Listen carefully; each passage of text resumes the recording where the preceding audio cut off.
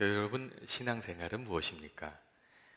신앙생활이 무엇이냐고 물을 때 단순히 진실하고 의롭게 살아가는 것이라고 우리가 이렇게 신앙생활을 단순화해서 이야기 드리기는 참 어렵습니다.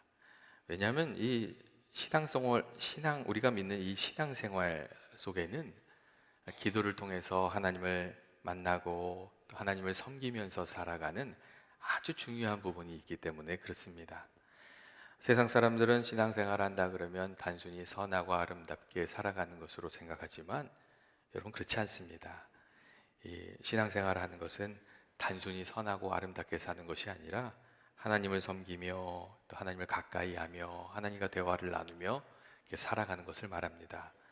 여러분, 그렇기 때문에 만일 기도가 그 삶에 없으면 우리가 진정한 신앙생활을 하는 것이라고는 이렇게 말할 수가 없습니다. 이 아버지와 아들이 또 딸과 또 어머니가 한마디 대화도 없이 한 집에서 살 수는 있죠. 근데 그렇게 대화도 없이 이렇게 살아간다면 그건 제대로 사는 것이라고 얘기할 수가 없습니다. 이와 마찬가지로 우리가 기도가 없는 삶을 살아가게 된다면 그것은 신앙생활을 제대로 하는 것이라고 이야기할 수가 없는 겁니다. 많은 경우 신앙생활에 이렇게 문제가 생기면 기도가 끊어지게 됩니다. 이 신앙생활을 잘 할 때는 기도가 힘이 있고 또 기도를 통해서 하나님을 가까이 하면서 그렇게 살아갑니다. 근데 반면에 신앙생활에 문제가 좀 생기고 삐걱삐걱하게 되면 기도가 점점 약해집니다. 유혹에 흔들리거나 또 죄를 짓게 되면 그때는 아주 기도가 끊어지는 경우도 많습니다. 교회에 다툼이 일어나서 혼란스럽게 되면 어느 순간 우리도 모르게 이 교회에서 함께 기도하는 그 기도가 다 사라지고 맙니다. 그렇기 때문에 만일 우리 삶에 기도가 사라지는 것이 느껴진다면 그것을 좀 신앙의 위기로 알고 기도를 회복하는 것, 그게 우리들의 삶 속에 필요한 줄로 생각합니다. 이 사람들은 건강이 이렇게 어려움이 찾아오고 경제적인 문제가 생기고 그리고 관계가 좀 문제가 생기고 다툼이 생기고 그러면 그걸 위기라고 생각을 합니다. 그런데 신앙인들은 그러한 다른 어떤 것들보다 이 하나님이 멀어지고 기도가 사라지는 것을 위기의 사인으로 좀 볼 줄을 알아야 됩니다. 여러분, 우리 가운데 기도가 있고 하나님 의지하는 그 마음이 살아있으면 우리가 좀 어려운 일이 있어도 기도하면서 하나님 음성을 듣고 도우심을 받아서 그것을 이렇게 뚫고 나가게 됩니다. 어떻게든 그 일을 감당하게 돼요. 하지만 이 기도가 끊어져 있으면 그 마지막이 어떻게 될지 아무도 장담할 수가 없기 때문에 그렇습니다. 오늘날 많은 이들이 교회의 위기를 말하지요. 그리고 그 이유를 교회의 기도가 점점 약해지는 것에 두고 있습니다. 예전에는 교인들이 어려움을 겪으면 교회에 나와서 해야 되는 줄 알고 기도했는데 이제는 어려움이 찾아오면 세상적인 방법을 이렇게 다 찾는다는 거예요. 그것만 찾는다는 거예요. 그리고 또 어떤 분들은 이렇게 기도하지 않고 살았는데도 사라지던데요, 이렇게 얘기하는 거예요. 여러분, 어떻게 생각하세요? 여러분, 기도하지 않아도 우리가 살 수가 있습니다. 하지만 기도하지 않으면 하나님과 함께하는 믿음의 삶, 그리고 하나님의 은혜 가운데 살아가는 그 신앙의 삶은 우리가 살아낼 수가 없습니다. 오늘 말씀을 보시면 예수님께서 제자들에게 기도하라고 기도를 가르쳐주고 계십니다. 구하라 그리하면 너에게 주실 것이요, 찾으라 그리하면 찾을 것이요, 문을 두드리라 그리하면 너에게 열릴 것이니라. 예수님께서 이 기도의 삶에 대해서 말씀하고 계신 겁니다. 물론 우리가 구하지 않아도 하나님께서 주시는 것이 많이 있죠. 사실 부모가 자녀들이 구해야지만 주는 것은 아니지 않습니까? 구하지 않아도 주고 찾지 않아도 이렇게 베풀어 주고 또 자녀들을 향하여 늘 주고 싶은 마음으로 열린 마음으로 살아가는 것이 이 부모의 마음입니다. 그런데 그 마음이 어디에서부터 왔겠어요? 우리를 지으신 하나님 아버지로부터 그 마음이 우리에게 찾아온 것이죠. 그래서 하나님께서도 자기 자녀들을 향하여 꼭 그와 같은 열린 마음으로 이렇게 우리를 대해 주십니다. 그런데 그럼에도 불구하고 예수님께서 구하라 찾으라 두드리라 이렇게 말씀하신 이유가 여러분 어디 있습니까? 그것은 구하는 이들이 더 귀한 것을 받으며 그 은혜를 누리면서 살아가게 되기 때문에 그렇습니다. 기도하지 않아도 신앙생활을 할 수 있고 예수님에 대한 믿음만 확실하면 구원도 받을 수가 있어요. 하지만 하나님께서 주시는 좋은 것을 얻는 사람은 주님을 향하여 기도하면서 살아가는 사람들, 주의 은혜를 구하면서 살아가는 사람들, 그런 사람들이 좋은 것을 누리면서 살아가게 됩니다. 그래서 예수님께서 오늘 말씀을 보면 그런 말씀을 또 하시잖아요. 구하는 자에게 좋은 것을 주시지 않겠느냐 하는, 이게 예수님께서 말씀하고 계세요. 또한 기도하라고 하시는 이유는 기도할 때가 우리가 은혜를 알고 감사하면서 살아가기 때문에 그렇습니다. 하나님께서는 기도하는 사람과 기도하지 않는 사람 모두에게 햇빛과 비를 주시는 거예요. 하나님께서는 기도하면 햇빛과 비를 주시고 기도하지 않으면 햇빛과 비를 주지 않으시고 그런 분이 아니세요. 그런데 문제는 뭐냐면 기도하지 않고 받은 것은 그게 감사가 되지 못하고 은혜가 되지 못한다는 거예요. 그냥 햇빛과 비를 누리는 사람들은 그것이 은혜인 줄을 모르는 것이죠. 제가 얼마 전에 아이들 학교에서 온 편지를 하나 읽었는데 그 내용이 이런 내용이었어요. 이 분식물 보관하는 창고가 꽉 찼으니 정해진 시간 내에 물건을 찾아가지 않으면 다 버리거나 도네이션 하겠다. 그런 편지가 왔어요. 오늘 세상이 너무 풍족하잖아요. 그러니까 아이들이 뭘 이렇게 물건이 귀한 줄을 모르는 거예요. 그리고 잊어버려도 찾으러 갈 줄을 몰라요. 그냥 없어지면 없어지는 거예요. 늘 쉽게 받으니까, 쉽게 얻으니까 이 자신이 누리는 것에 대한 감사는 사라지고 또 가지지 못한 것에 대해서는 불평은 많아지고, 여러분 그렇게 되어버린 것이거든요. 여러분 우리가 무엇인가를 간절히 구해서 얻게 될 때는 근데 어떻게 됩니까? 땀을 흘려서 수고하는 그 수고의 의미를 알게 되고 또 좋은 것을 베풀어 주시는 분에 대한 감사도 알게 되지요. 그리고 또 수고하지만 얻지 못하는 이들에 대한 안타까운 마음도 고생한 사람은 아는 거거든요. 여러분 어찌 보면 성숙한 이렇게 삶이 가지고 있는 그 안목들은 이 수고하고 애써본 이들, 어려움을 겪어본 이들에게 주시는 하나님의 선물이라고 그렇게 말씀드릴 수도 있습니다. 기도하고 받아야 그 모든 것이 기쁨이 되고 감사가 되고 그리고 그 은혜를 아는 마음이 있어야 그 삶이 행복하고 복되게 되고 여러분 그렇게 되는 것이죠. 여러분 기도하다가 은혜를 깨달은 사람들이 행복한 삶을 살아갑니다. 그 삶의 자리가 충만하든 그러하지 않든 기도하다가 은혜를 받고 하나님의 사랑을 깨닫게 되면 기쁘고 감사한 마음으로 살 수가 있는 거예요. 반면에 기도가 그 삶에 없고 하나님의 은혜를 모르면 기쁨이나 감사도 없고 어려운 일을 닥칠 때마다 원망하고 불평하는 말만 입에서 나오는 것이죠. 여러분 그렇기 때문에 하나님의 은혜 가운데 복된 삶을 살아가기를 원하신 예수님께서 기도하라고 구하고 찾고 두드리는 삶을 살아가라고 그렇게 말씀하신 겁니다. 여러분 믿는 이들은 어떻게 기도하면서 살아야 되는 겁니까? 먼저 예수님께서는 힘써 기도하라고 오늘 말씀을 통해서 말씀하십니다. 구하라 찾으라 두드리라 하시는 말씀은 여러분 힘을 써서 기도하라는 예수님의 말씀이에요. 여러분 왜 예수님께서 이렇게 말씀하시는 것 같아요?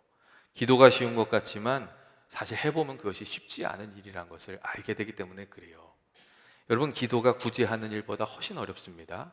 누군가를 돕고 구제하고 교회 봉사 한 두세 시간 하자 그러면 사람들이 그걸 잘 해냅니다. 그런데 1시간 기도하자고 해보세요. 막상 기도 1시간 하려고 하면 기도가 얼마나 큰 노동인지를 알게 됩니다. 여러분 기도가 쉽지 않다는 것이죠. 그래서 이게 힘을 써서 하는 기도가 필요한 거예요.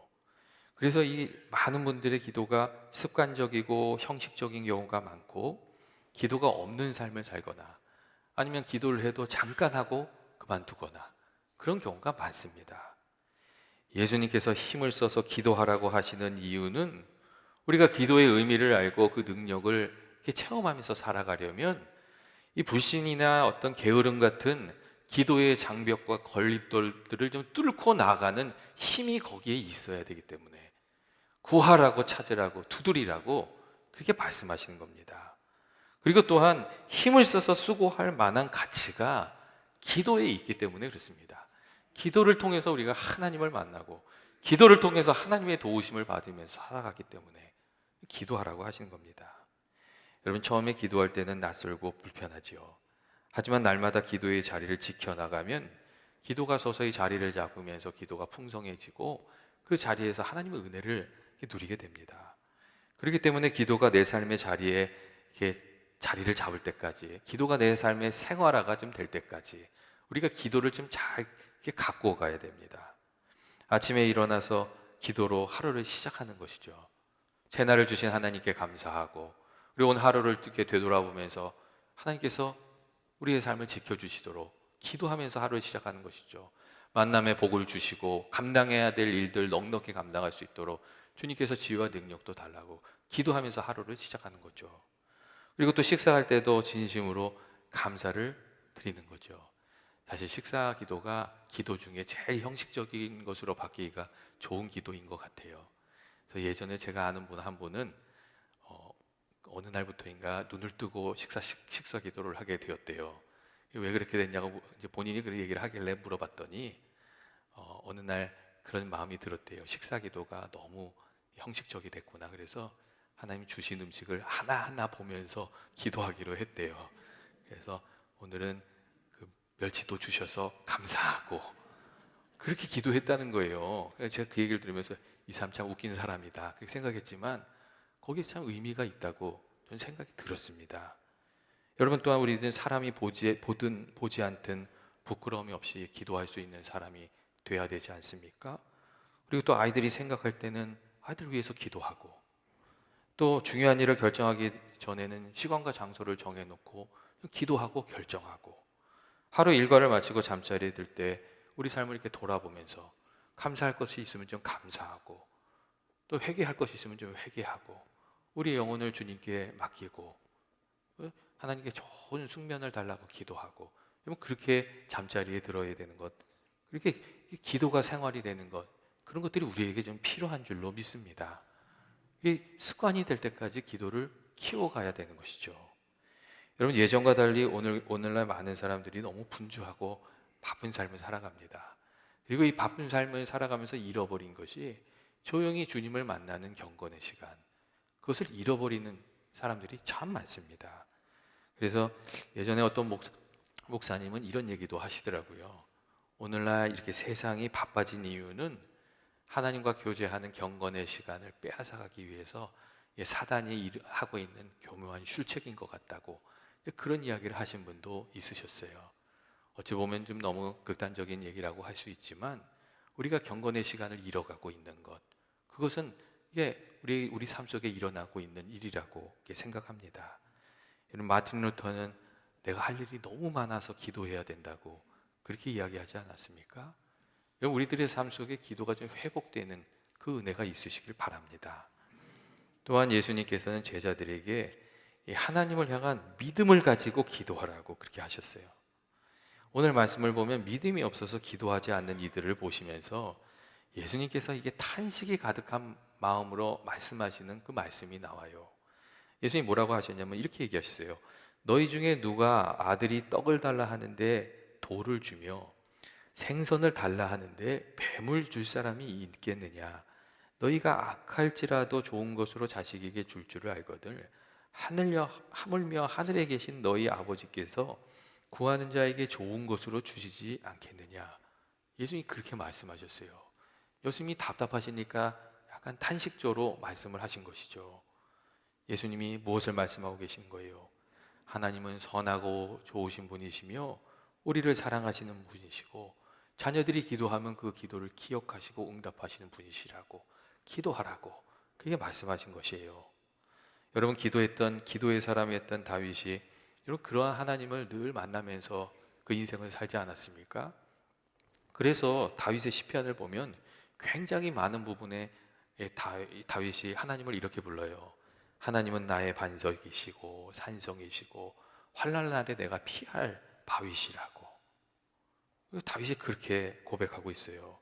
그가 기도 중에 하나님의 선하심을 맛보며 살아갔기 때문에 그렇게 고백하고 있는 것이죠. 여러분, 어떤 사람이 기도하는 것입니까? 여러분, 자신을 신뢰하지 않고 나의 부족함을 깨닫고 하나님을 의지하는 사람, 하나님을 믿는 사람, 그런 사람들이 기도합니다.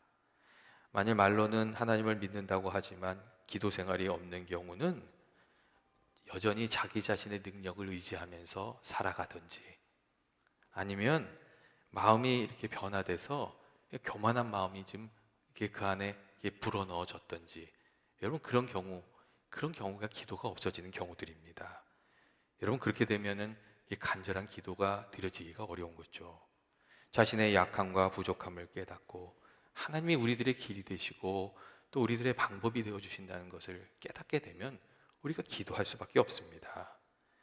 여러분 하나님께 드리는 기도 중에 땅에 떨어지는 기도는 없습니다. 문제는 언제 또 어떤 방법으로 이루어지는가 하는 것이 문제인 거죠. 비록 하나님의 방법과 생각이 나의 방법과 생각과 다르더라도 이 기도가 이루어집니다. 하나님께서 들으시고 일하시기 시작하기 때문에 그렇습니다. 저도 이게 아이들이 와서 뭘 부탁을 하면 거절할 때가 있어요. 근데 거절을 하고 나서도 마음속에 그 부탁이 남는 경우가 참 많아요. 그래서 그 부탁을 언제 들어줄까? 크리스마스 때 들어줄까? 아니면 생일날 들어줄까? 이 생각이 이렇게 드는 거예요. 여러분, 근데 우리를 사랑하시는 하나님은 어떠시겠어요? 우리가 기도하고 나면 하나님이 생각을 하시는 거죠. 그리고 우리를 도우시는 거예요. 문제는 우리가 너무 마음이 급해서 당장 아니면 응답이 안 된다고 생각하고 그만두는 거예요. 그런데 여러분, 헛된 기도는 없습니다. 기도하면 하나님께서 일하시기 시작하시고 우리가 기도하면 하나님이 우리들의 삶을 바꾸세요. 그래서 하나님 주시고자 하시는 좋은 것을 받을 수 있도록 우리들의 삶을 이렇게 바꾸어 가시죠. 그래서 계속 기도하면서 따라가면 결국에는 좋은 것을 거두게 되는 거예요. 주신 약속을 선포하면서 살면 그 약속이 이루어지고 염려와 근심과 걱정이 있을 때에 예수님의 이름으로 담대히 떠나가라고 기도하면서 살아가면 여러분 그 염려와 걱정과 근심을 이기면서 여러분 살아갈 수가 있습니다. 하나님이 도와주시니까 그런 거죠. 그리고 시간과 방법의 차이는 있지만 그럼에도 우리가 여러분 늘 고백하면서 살아야 되는 것은 주님이 내 기도를 들으신다는 거예요. 그리고 좋은 길로 인도하여 주신다는 것이죠. 여러분 시편 66편 19절부터 20절 말씀을 보면 이런 말씀이 있어요. 그러나 하나님이 실로 들으셨으며 내 기도 소리에 귀를 기울이셨도다. 하나님을 찬송하리로다. 그가 내 기도를 물리치지 아니하시고 그의 인자하심을 내게도 거두지도 아니하셨도다. 여러분 이 사람이 무슨 얘기를 하는 거예요? 오랫동안 기도했다는 얘기죠. 기도응답이 없지만 그가 오랫동안 기도했더니 하나님께서 하나님의 때에 그 기도를 응답해 주셨다고. 하나님이 기도를 들으시는 분이시라고 그 이야기를 우리에게 해주고 있는 겁니다. 여러분 기도를 금방 내려놓지 마시고 기도를 쌓아가는 저와 여러분 되시기를 원합니다. 이번 자녀들을 위해서도 우리가 기도를 많이 쌓아야 되지 않습니까? 그러면 그 기도가 응답되는 그 날이 반드시 온다고 믿습니다. 예전에 이영훈 목사님이 진승택이라는 집사님 부부를 이야기하신 적이 있어요. 그분이 이제 결혼하셨는데 아기가 생기지 않아서 되게 고민이 많으셨던 가정이었어요. 그리고 베트남으로 이민을 가셔서 그곳에서 생활하게 되셨는데 생각처럼 일이 잘 되지 않았대요. 거기 가면 뭐 일이 좀 잘 될 줄 알았는데 일이 막 복잡해지면서 경제적으로도 어려워지고 또 그 다른 나라에서 사니까 이 가정에도 여러 가지 스트레스가 많고 참 어려움이 있었대요. 근데 그때 이제 스트레스를 풀 수 있는 장소가 꼭 하나밖에 없는데 1시간 정도 차를 타고 가면 이제 교회가 있었다는 거예요. 그래서 거기 가서 막 이렇게 찬송도 하시고 예배도 하시고 예배가 끝난 뒤에도 남으셔서 기도도 하시고 막 소리로 지르면서 기도도 하시고 그렇게 하루하루를 버텨 나가셨다는 거예요. 근데 그러다가 또 직장을 그만두게 되시는 일이 생겼대요.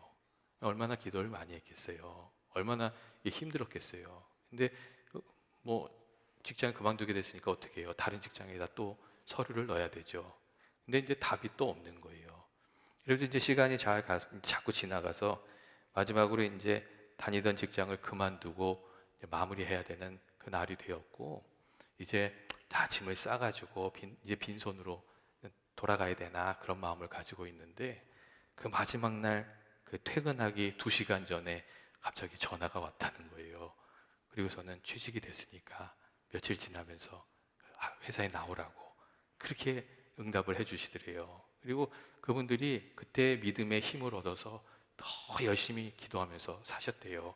그리고 9년 만에 아이도 생겼다고 그런 얘기를 하시더라고요. 근데 그 이야기를 하면서 하신 얘기가 그거예요. 시간과 방법의 차이는 있지만 기도하면 하나님이 들으시니 기도의 사람이 되라고 그 이야기를 하시는 걸 제가 들은 적이 있습니다. 여러분, 우리들의 기도 생활은 어떤 상황입니까? 우리가 날마다 기도하면서 하나님 붙들고 살아가고 있습니까? 여러분, 기도는 하나님과 대화이고 대화가 많다는 것은 사이가 좋다는 것을 의미합니다. 반면에 대화가 없으면 사이가 그렇게 좋지 않은 거예요. 대화가 회복이 돼야 되는 거죠. 저는 우리 연합교회 성도들이 기도할 때에 하나님께서 기도의 문을 열어주셔서 주님과 대화하는 또 그 기도 시간에 주님을 만나는 귀한 은혜가 있으시기를 바랍니다. 내 삶의 문제를 놓고 기도하는 중에 응답도 받고 또 기도하는 중에 하나님의 마음도 좀 깨닫게 되셔서 하나님의 그 기뻐하시는 일도 좀 이루어 드리면서 그렇게 살아가게 되시기를 바랍니다. 또 우리 교회의 기도도 좀 점검해 보아야 되지 않습니까?